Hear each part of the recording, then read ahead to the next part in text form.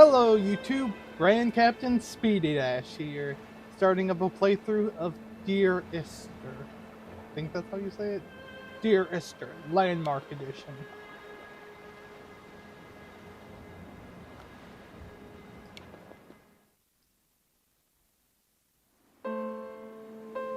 Dear Esther, the gulls do not land here anymore.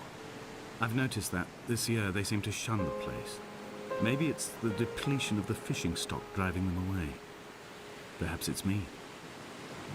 When he first landed here, Donnelly wrote that the herds were sickly and their shepherds the lowest of the miserable classes that populate these Hebridean islands. 300 years later, even they have departed.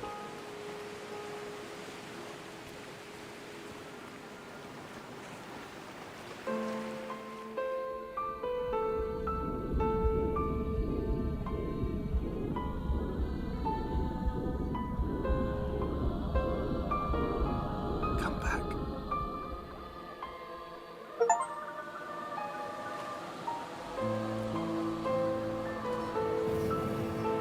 I did play the game before, well, the original game. This is my first playthrough of the Landmark Edition. So, I played the original when it was still new, so...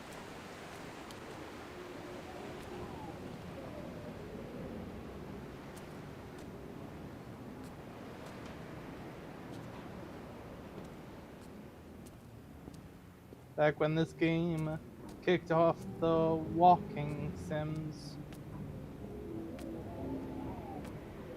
Or at least helped to.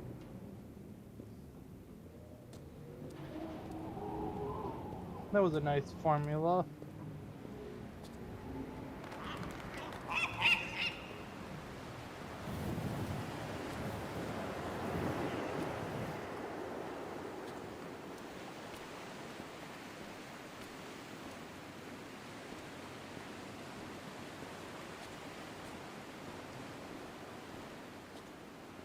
I think I'll take the high road.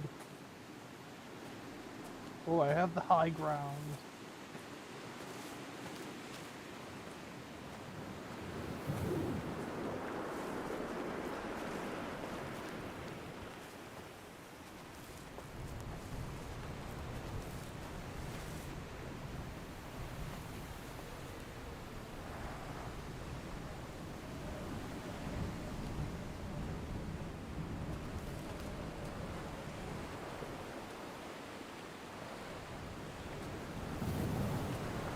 I changed my mind.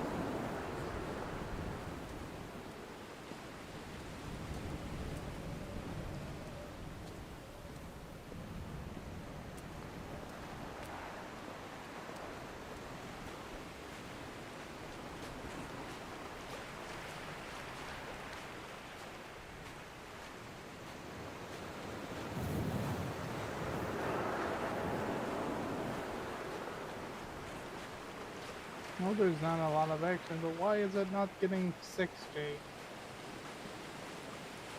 frames per second?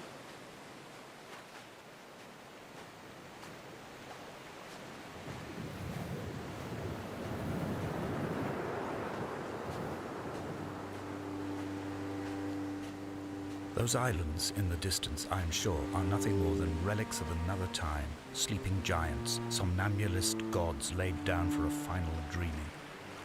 I wash the sand from my lips and grip my wrist ever more tightly. My shaking arms will not support my fading diaries.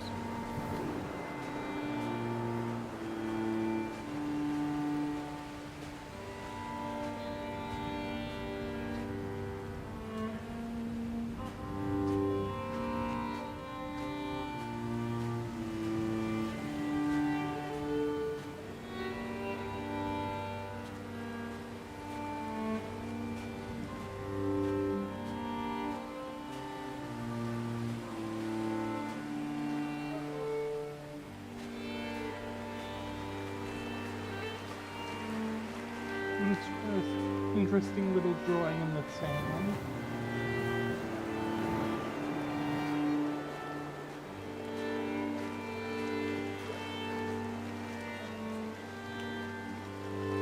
Dear Esther, I found myself to be as featureless as this ocean, as shallow and unoccupied as this bay, a listless wreck without identification. My rocks are these bones, and a careful fence to keep the precipice at bay. Shot through me caves, my forehead a mount. This aerial will transmit into me so. All overexposed, the nervous system, where Donnelly's boots and yours and mine still trampled. I will carry a torch for you. I will leave it at the foot of my headstone. You will need it for the tunnels that carry me under.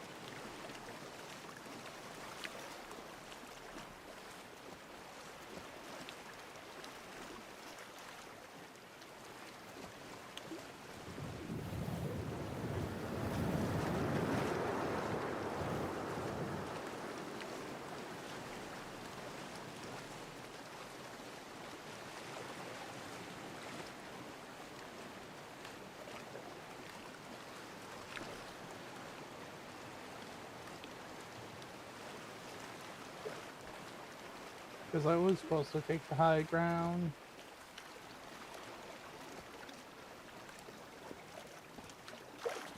Unless I'm missing something here.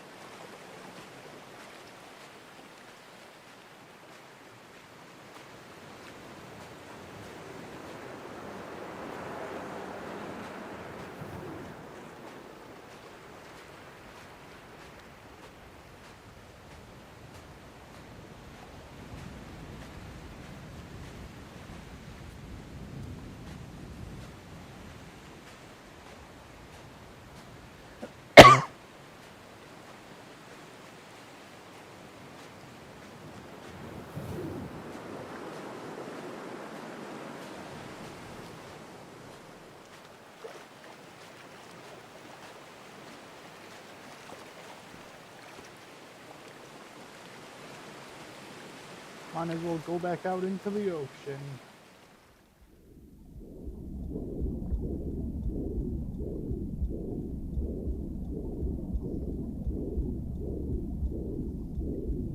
Come back. Oh, only teleported me here. I was half expecting it to teleport me all the way back to the beginning.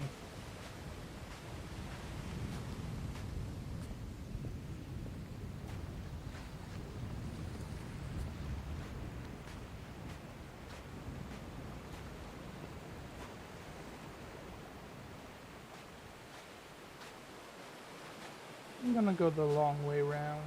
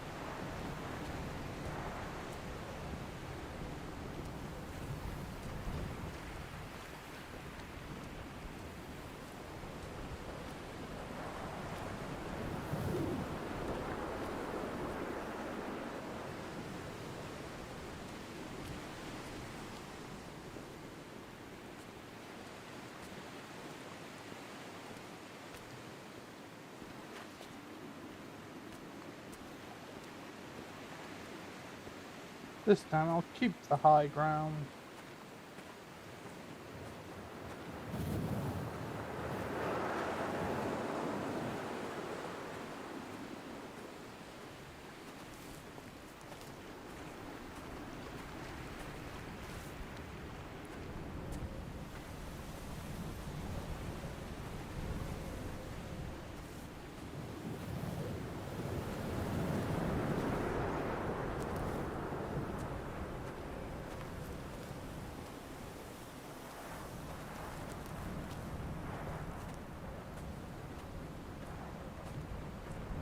Donnelly reported the legend of the hermit, a holy man who sought solitude in its most pure form. Allegedly, he rode here from the mainland in a boat without a bottom, so all the creatures of the sea could rise at night to converse with him. How disappointed he must have been with their chatter.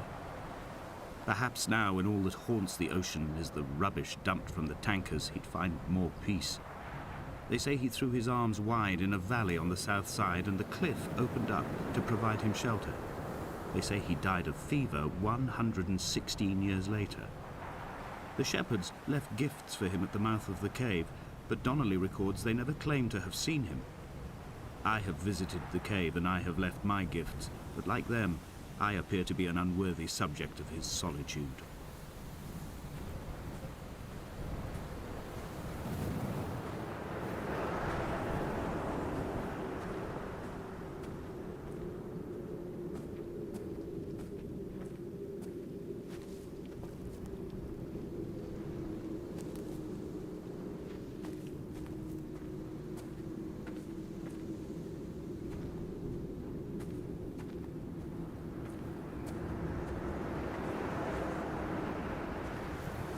Nothing in that cave.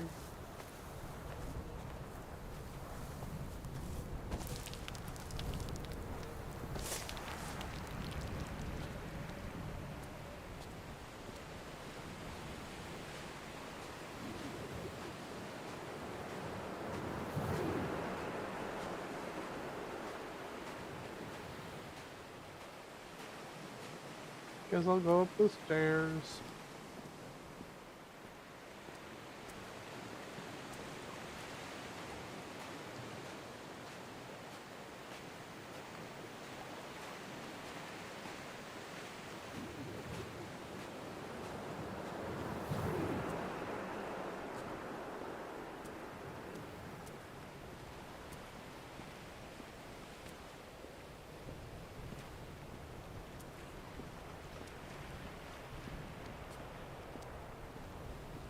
I have my high ground again.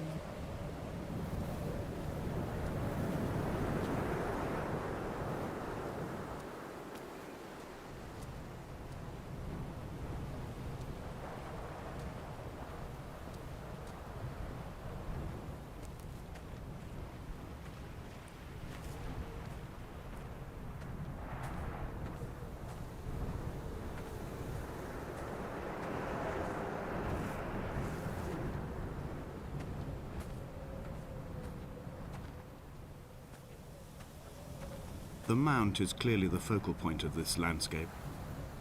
It almost appears so well placed as to be artificial. I find myself easily slipping into the delusional state of ascribing purpose, deliberate motive to everything here. Was this island formed during the moment of impact? When we were torn loose from our moorings and the seatbelts cut motorway lanes into our chests and shoulders, did it first break surface then?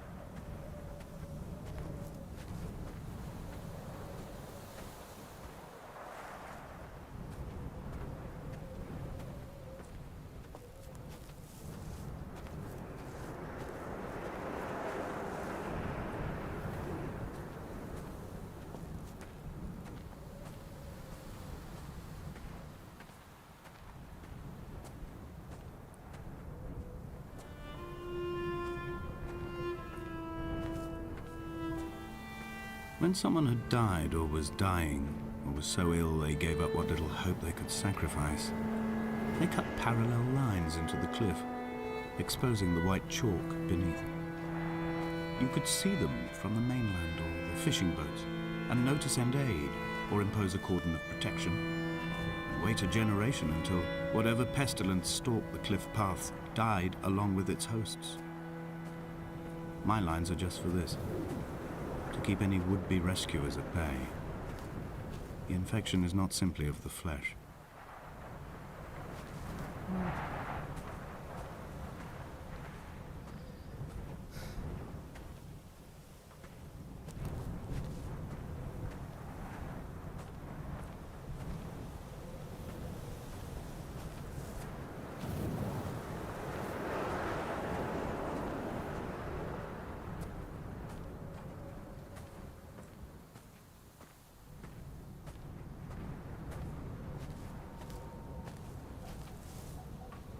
Some sort of Stonehenge.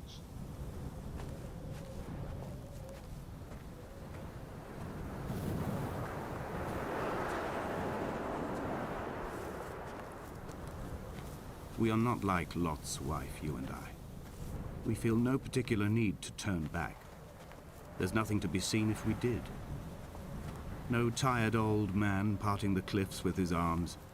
No gifts or Bibles laid out on the sand for the taking. No tides turning or the shrieking gulls overhead. The bones of the hermit are no longer laid out for the taking.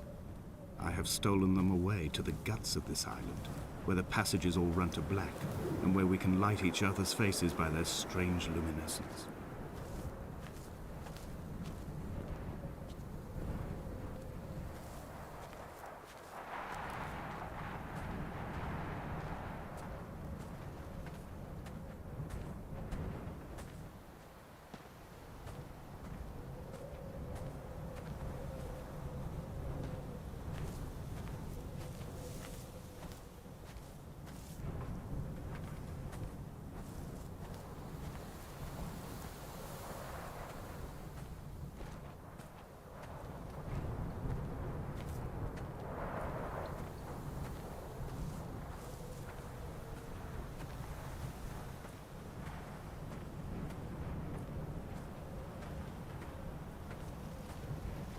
Dear Esther, I met Paul.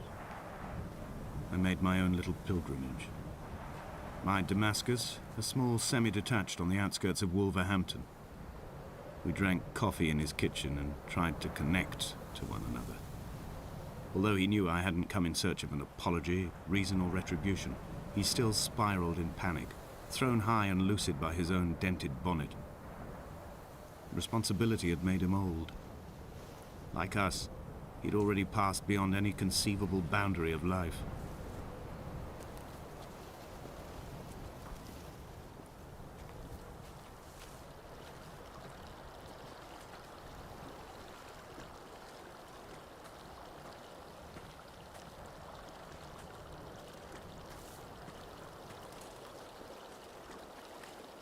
I think I'll check out the cave first and then go look at those Stonehenge.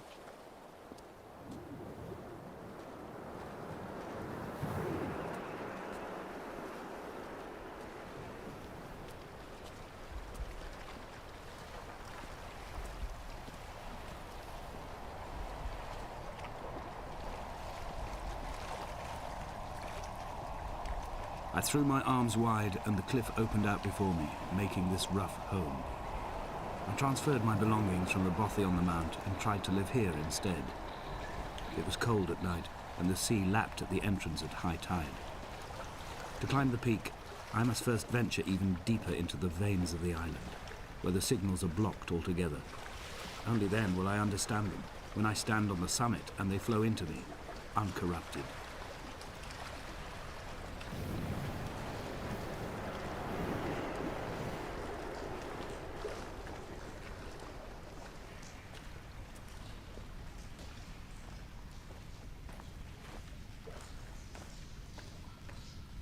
There's that formula again.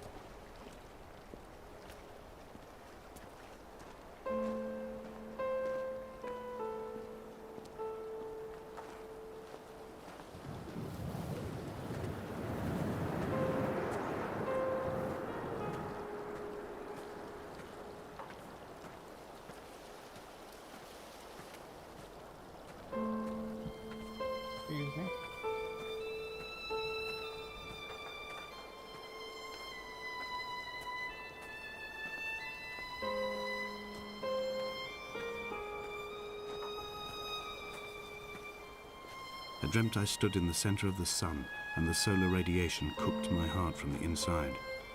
My teeth will curl and my fingernails fall off into my pockets like loose change. If I could stomach, I'd eat, but all I seem capable of is salt water. Were the livestock still here, I could turn feral and gorge. I'm as emaciated as a body on a slab, opened up for a premature source of death. I've rowed to this island in a heart without a bottom, all the bacteria of my gut rising up to sing to me.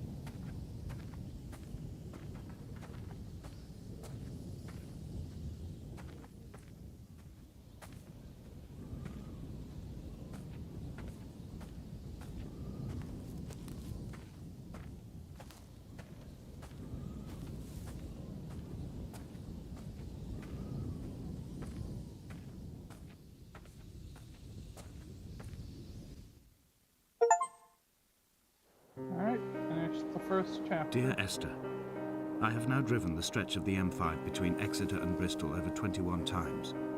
But although I have all the reports and all the witnesses, and have cross-referenced them within a millimetre using my Ordnance Survey maps, I simply cannot find the location.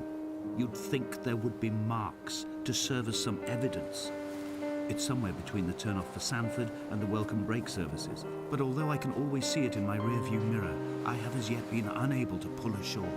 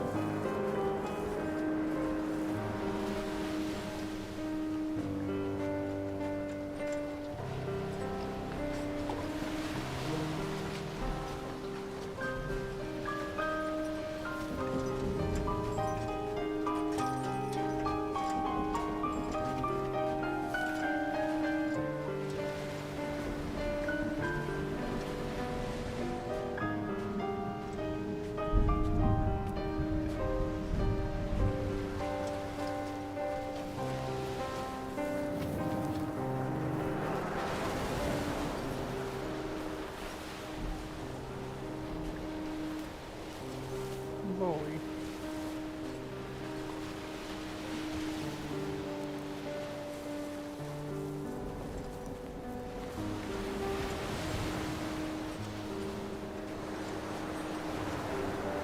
There must be a hole in the bottom of the boat. How else could new hermits have arrived?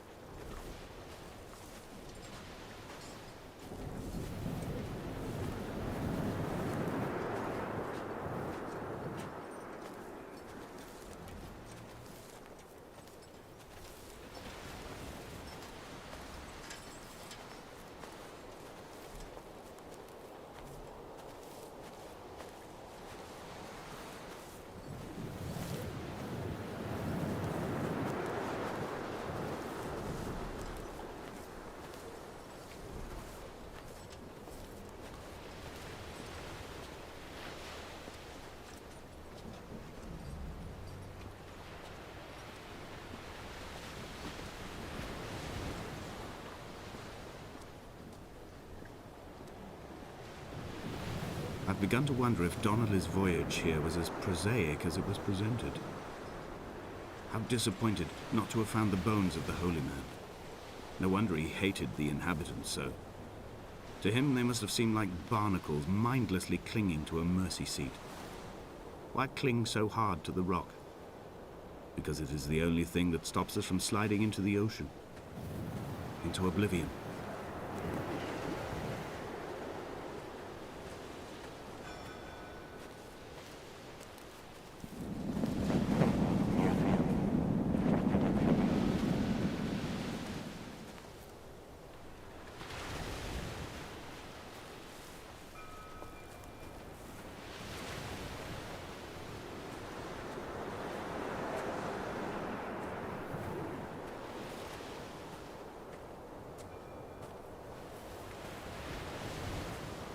The only path to go.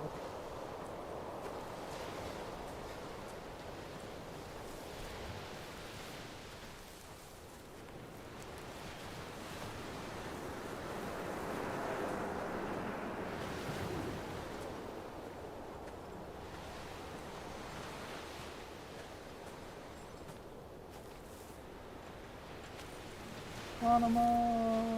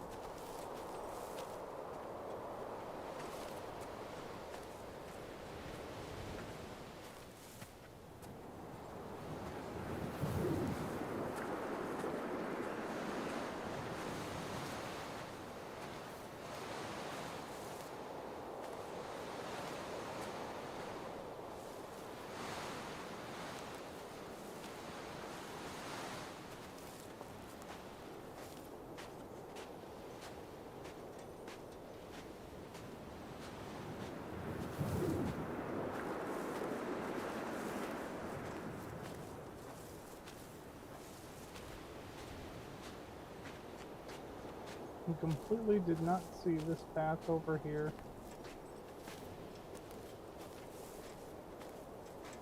I had kidney stones and you visited me in the hospital. After the operation, when I was still half submerged in anesthetic, your outline and your speech both blurred. Now my stones have grown into an island and made their escape, and you have been rendered opaque by the car of a drunk.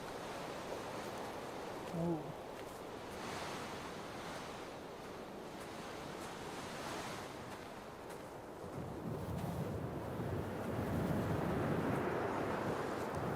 Taking the high ground.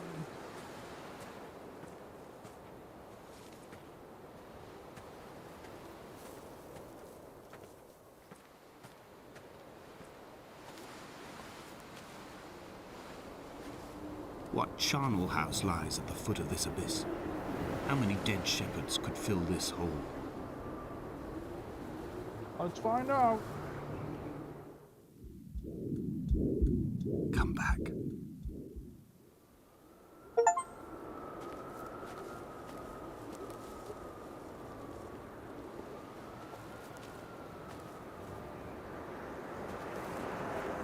I teleported into this side of the hole.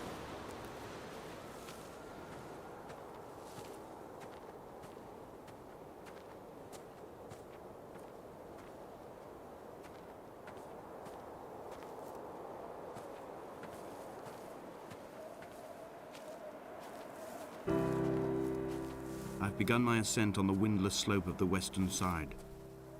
The setting sun was an inflamed eye squeezing shut against the light shone in by the doctors.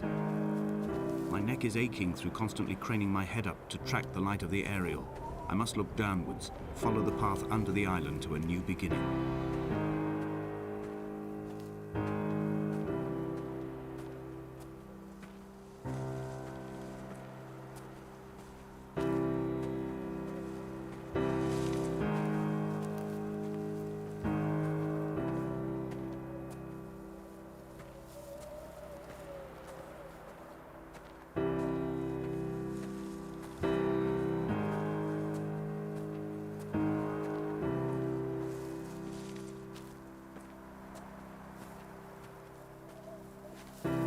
The bothy was constructed originally in the early 1700s. By then, shepherding had formalized into a career. The first habitual shepherd was a man called Jakobsen, from a lineage of migratory Scandinavians. He was not considered a man of breeding by the mainlanders. He came here every summer whilst building the bothy, hoping eventually that becoming a man of property would secure him a wife and a lineage. Donnelly records that it did not work. He caught some disease from his malcontented goats and died 2 years after completing it. There was no one to carve white lines into the cliff for him either.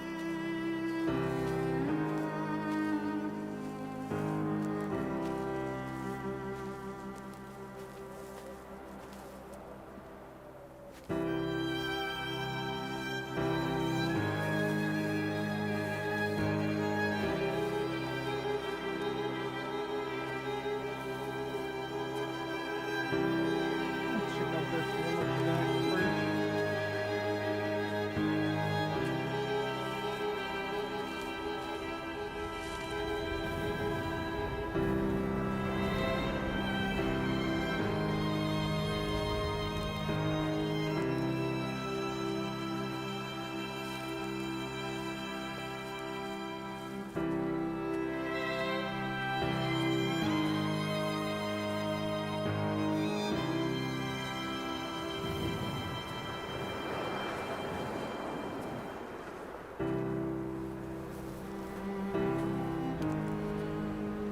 When the oil lamps ran out, I didn't pick up a torch, but used the moonlight to read by.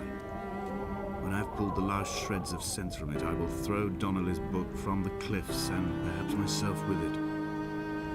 Maybe it will wash back up through the caves and erupt from the spring when the rain comes, making its return to the hermit's cave. Perhaps it will be back on the table when I wake. I think I may have thrown it into the sea several times before.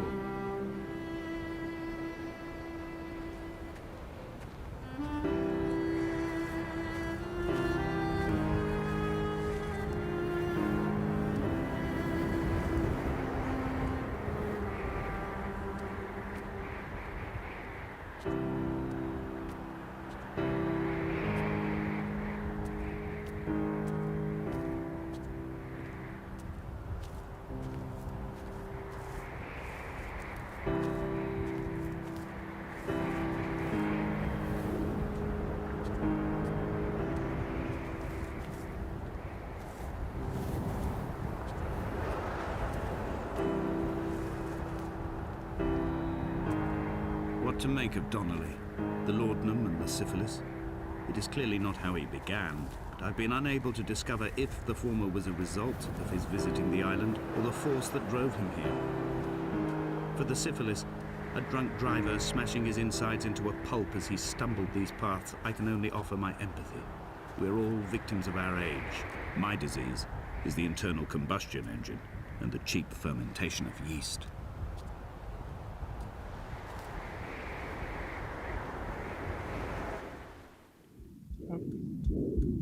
Come This back. was too high.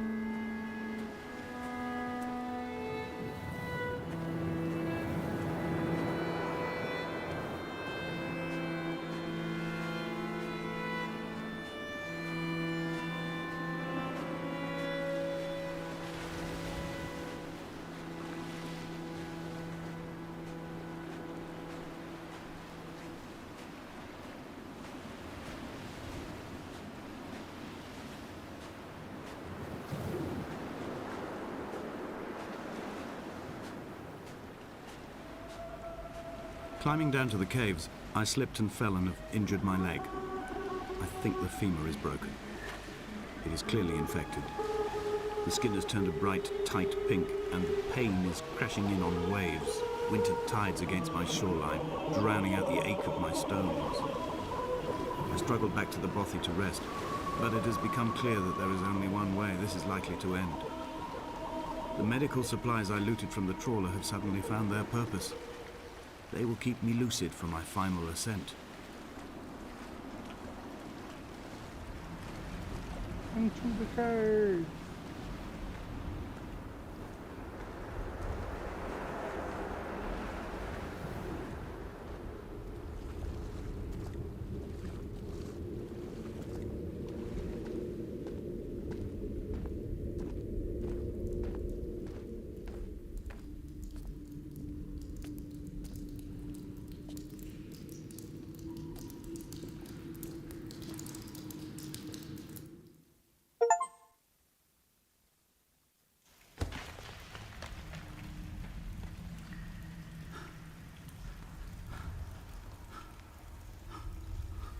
Did Jakobsen crawl this far? Can I identify the scratches his nails ruined into the rocks? Am I following him cell for cell, inch for inch? Why did he turn back on himself and not carry through to the ascent?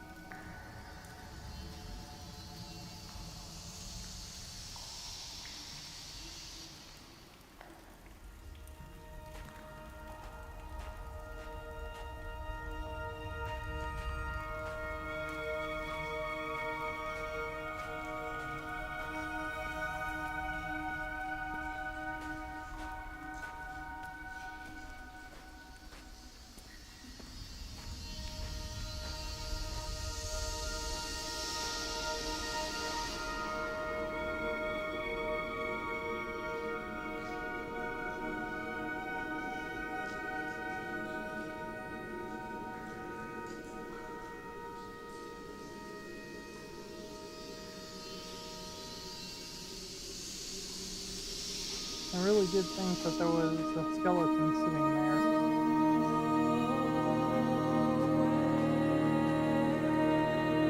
There is no other direction, no other exit from this motorway. Speeding past this junction, I saw you waiting at the roadside, for one last drink in your trembled hands.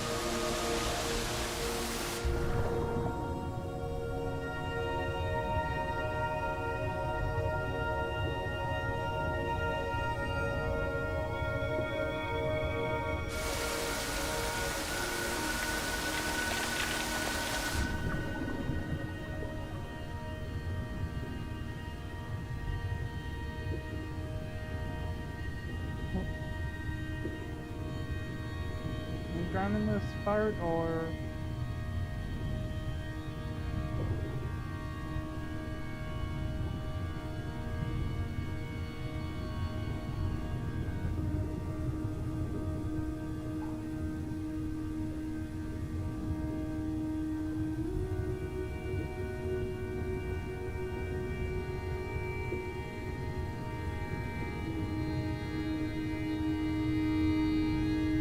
It doesn't seem like they can drown in that part.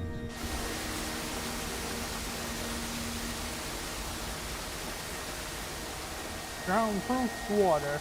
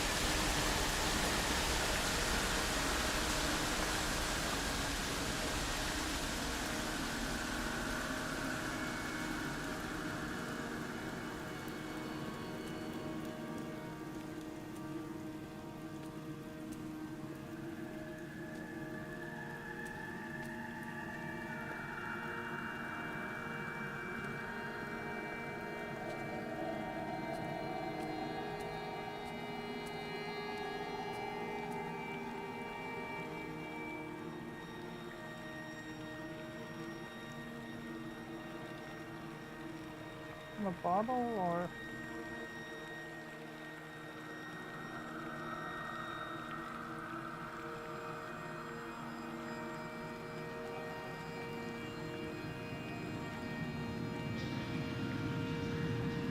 I am traveling through my own body, following the line of infection from the shattered femur towards the heart. I swallow fistfuls of painkillers to stay lucid. In my delirium, I see the twin lights of the moon and the Ariel shining to me through the rocks.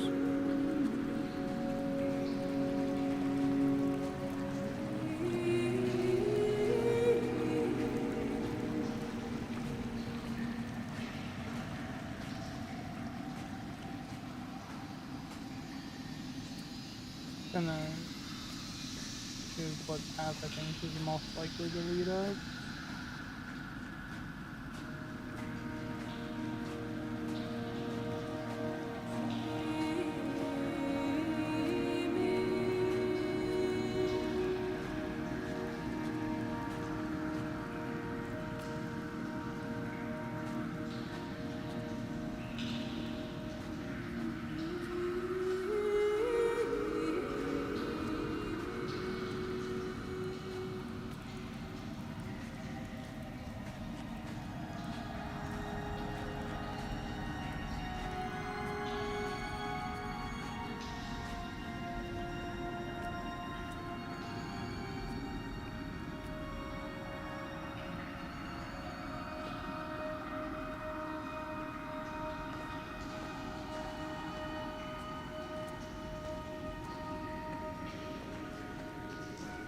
When I was coming round from the operation, I remember the light they shone in my eyes to check for pupil contraction.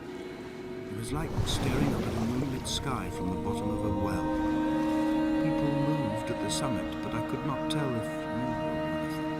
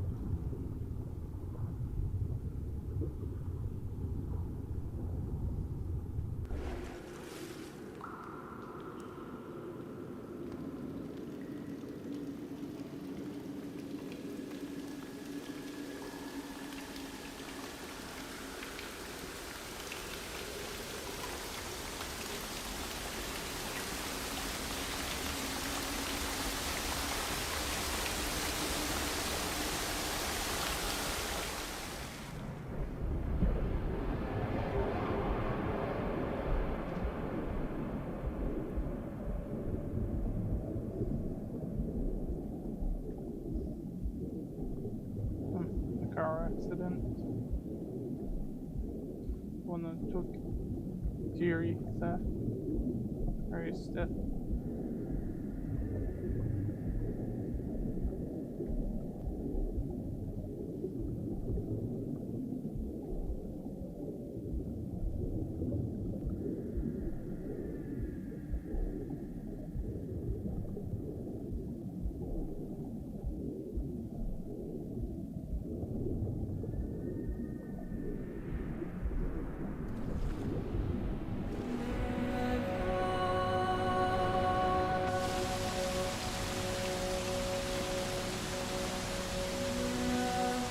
Woman that won the roof.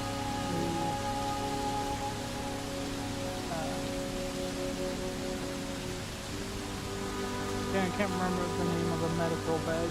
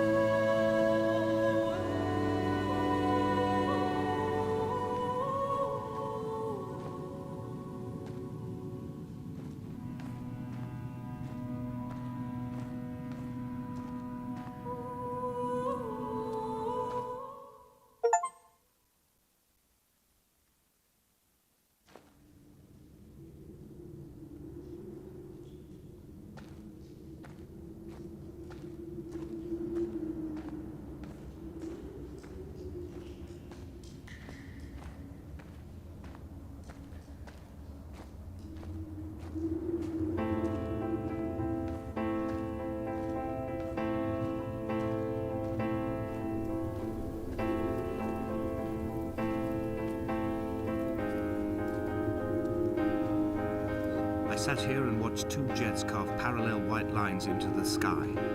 They charted their course, and I followed them for 21 minutes until they turned off near Sanford and were lost. If I were a gull, I would abandon my nest and join them. I would starve my brain of oxygen and suffer delusions of transcendence. I would tear the bottom from my boat and sail across the motorways until I reached this island once again.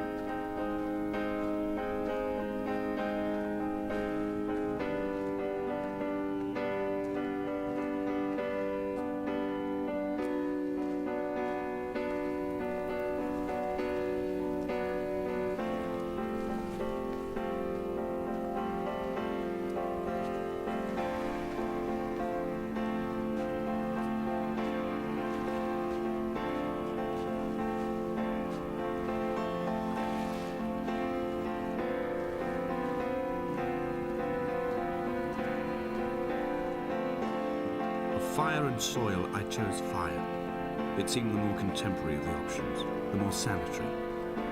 I could not bear the thought of the reassembly of such a ruin. Stitching arm to shoulder and femur to hip, charting a line of thread like traffic stilled on a motorway, making it all acceptable for tearful aunts and traumatized uncles flown in specially for the occasion. Reduce to ash, mix with water, make a phosphorescent paint for these rocks and ceilings.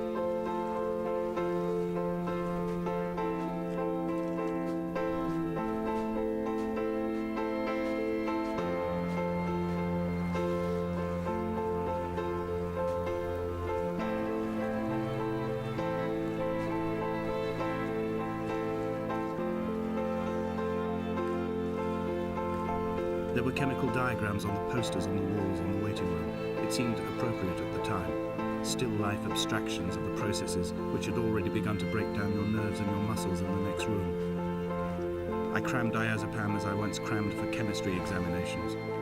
I am revising my options for a long and happy life.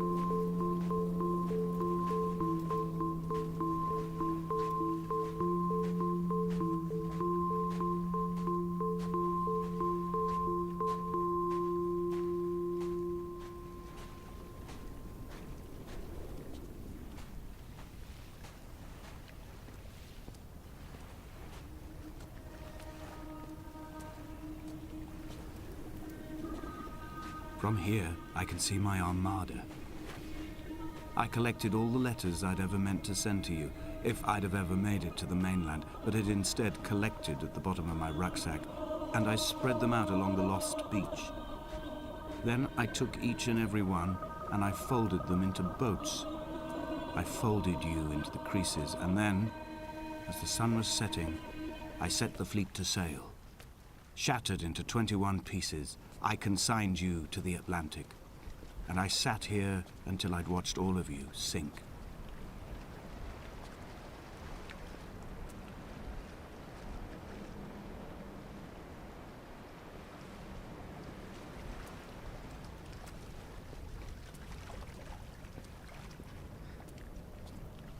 Time to begin the final climb.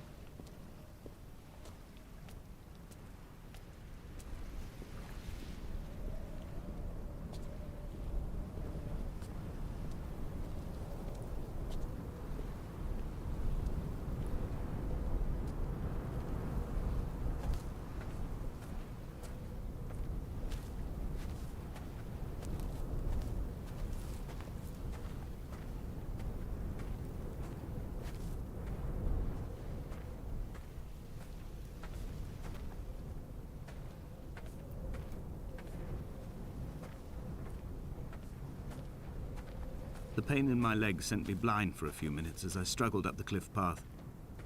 I swallowed another handful of painkillers, and now I feel almost lucid. The island around me has retreated to a hazed distance, whilst the moon appears to have descended into my palm to guide me. I can see a thick black line of infection reaching for my heart from the waistband of my trousers. Through the fugue, it's all the world like the path I have cut from the lowlands towards the aerial.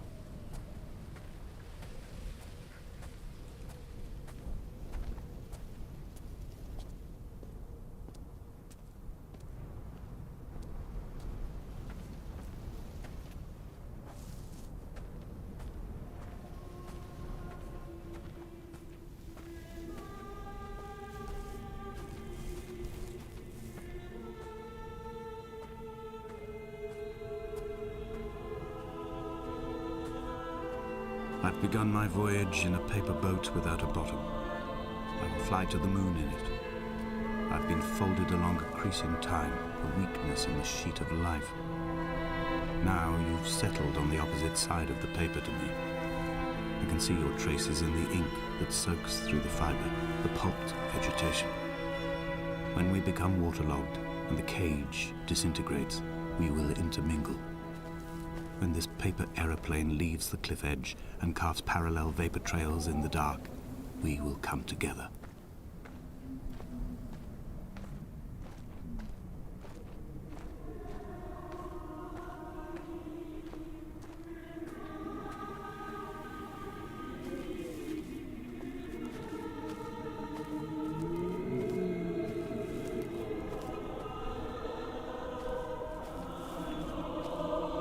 If only Donnelly had experienced this, he would have realized he was his own shoreline, as am I. Just as I am becoming this island, so he became his syphilis, retreating into the burning synapses, the stones, the infection.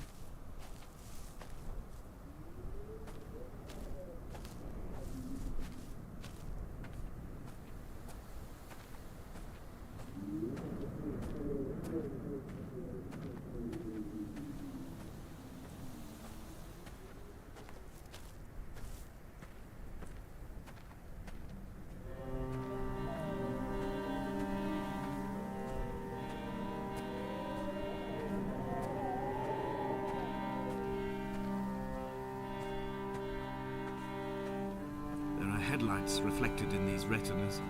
Too long in the tunnels of my island without a bottom. The sea creatures have risen to the surface, but the gulls are not here to carry them back to their nests. I've become fixed, open and staring, an eye turned on itself. I've become an infected leg whose tracking lines form a perfect map of the junctions of the M5. I will take the exit at mid-thigh and plummet to my Esther.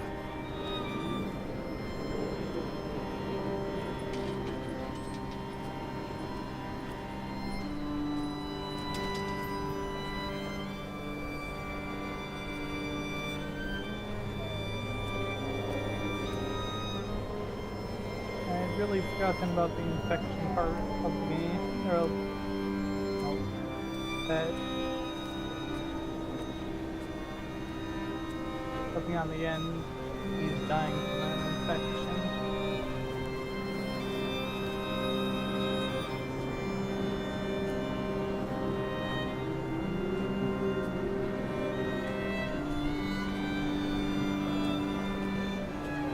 He was not drunk, Esther. He was not drunk at all.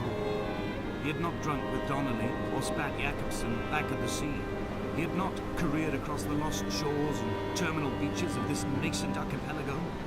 He did not intend his bonnet to be crumpled like a spent tissue by the impact. His windscreen was not star-studded all over like a map of the heavens.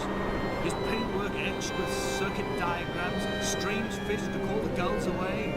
The phosphorescence of the skid marks lighting the M5 all the way from Exeter to Damascus.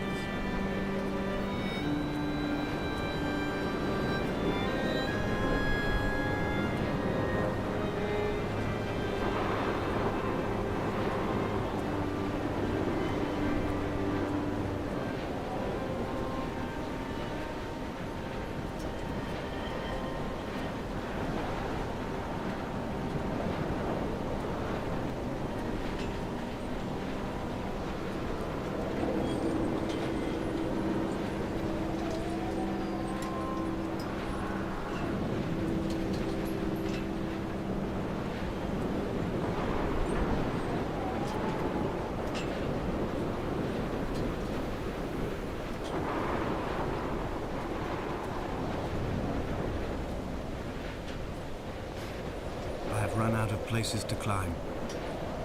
I will abandon this body and take to the air.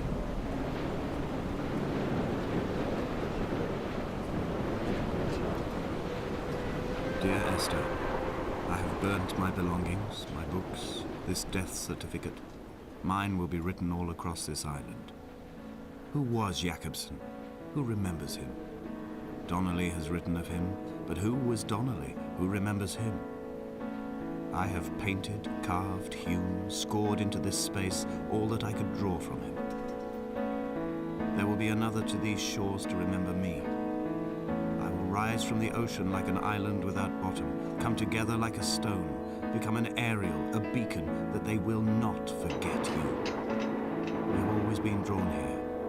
One day the gulls will return and nest in our bones and our history. I will look to my left and see Esther Donnelly flying beside me.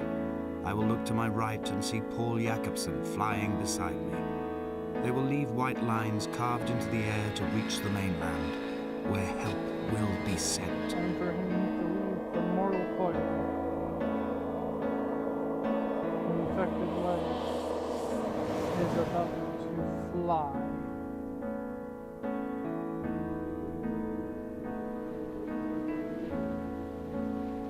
It's ended a bit early.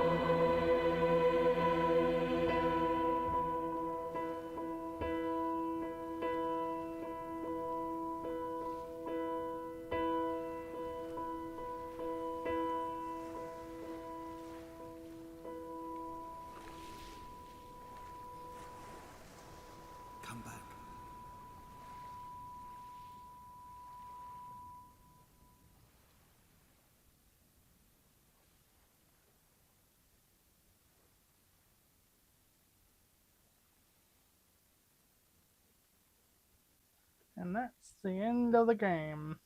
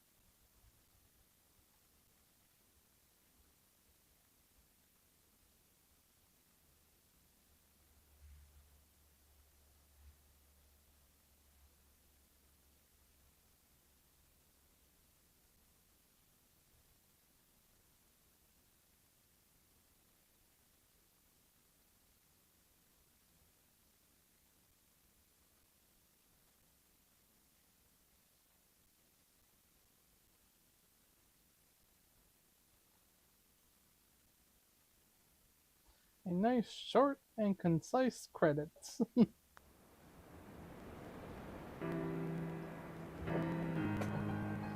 you enjoy my content, like the video and subscribe to my channel, as well as checking out my Steam group and Discord to join the community I'm building. And if you have any money to spare, maybe consider throwing a little bit my way. And as always, to everyone who tuned in or is watching on reruns, have a wonderful morning, afternoon, evening, or night.